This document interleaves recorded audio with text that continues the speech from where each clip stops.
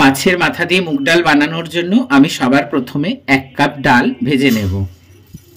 ডালটা খুব সুন্দর করে ভেজে নেব, একটু লালচে করে ডালটা ভেজে নেব। ডালে সুন্দর একটা রং ধরেছে। এখন আমি এর মধ্যে কিছুটা পরিমাণ তেল দিয়ে দেবো। তেল দিয়ে একটু ভেজে নেব ডালটাকে। তেল দিয়ে ডালটা ভেজে নিয়েছি। এবারে এর মধ্যে খানিকটা জল দিয়ে দেবো। জল দিয়ে আমি ডালটাকে খুব সুন্দর করে ধুয়ে নেব। এবারে ডালটাকে আমি এখন জলটা পাল্টে পাল্টে সুন্দর করে ধুয়ে নেব।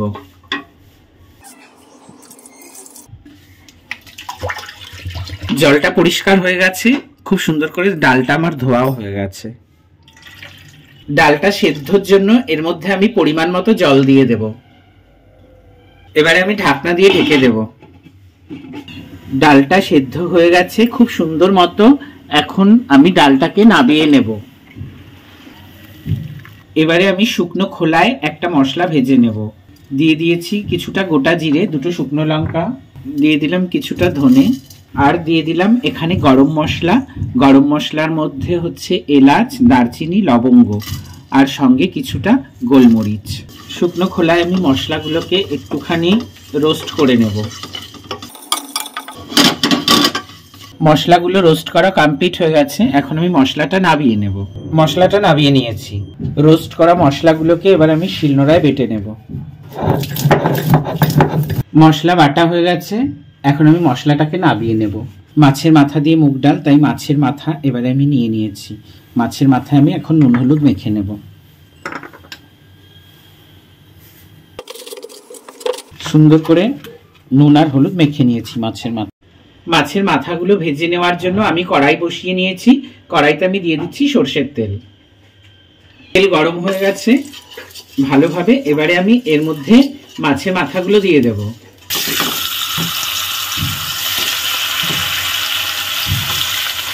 মাছের মাথাগুলো এবারে খুব সুন্দর করে ভেজে নেব।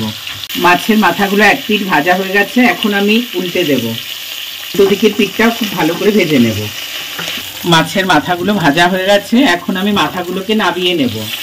মাছের মাথা ভাজার পর যেই তেল ছিল সেই তেলের মধ্যে আমি এখন দিয়ে দেব ফোড়নের জন্য গোটা জিরে,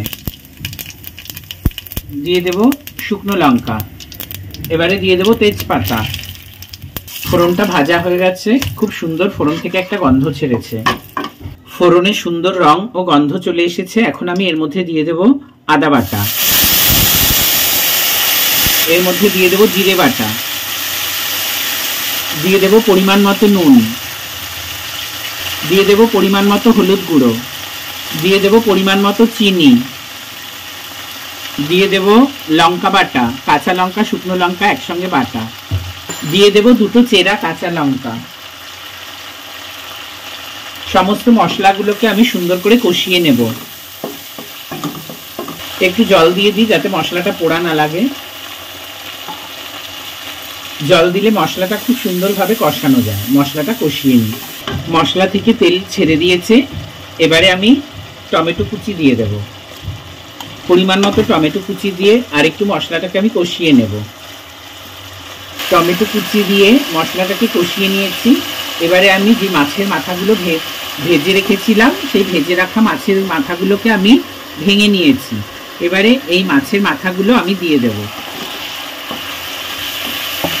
মাছের মাথা দিয়ে মশলাটাকে খুব সুন্দর করে আবার কষিয়ে নেব। মশলা ও মাছের মাথা একসঙ্গে খুব ভালোভাবে কষিয়ে নিয়েছি। এবারে আমি এর মধ্যে ঢেলে দেব সেদ্ধ করে রাখা মুগ ডাল। এবারে আমি এটাকে ঢাকনার সাহায্যে ঢেকে দেব। আর ফুটে না আসা অবধি আমি এটাকে রান্না করতে থাকবো।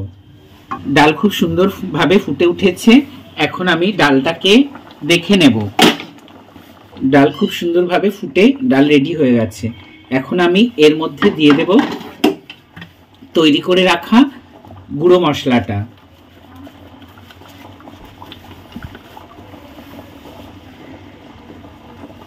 মশলাটা আমি মিশিয়ে নিলাম। এখন ডালটাকে আমি ঢেলে নেব। ডালটাকে আমি ঢেলে নিচ্ছি। রেডি হয়ে গেছে মাছের মাথা দিয়ে মুগ ডাল। এখন আমি ডাল দিয়ে ভাতটা মাখিয়ে খেয়ে দেখি কেমন হয়েছে, দিয়ে আপনাদের জানাচ্ছি। দারুণ, অপূর্ব। আপনারাও সবাই রেসিপিটা এভাবে ট্রাই করে দেখুন, আপনাদের অবশ্যই ভালো লাগবে। আর আপনাদের রেসিপিটা কেমন লাগলো অবশ্যই আমাকে জানাবেন কমেন্টস করে। পরবর্তীতে আসব অন্য কোনো নতুন রেসিপি নিয়ে। ততক্ষণ আপনারা সবাই ভালো থাকবেন। টাটা।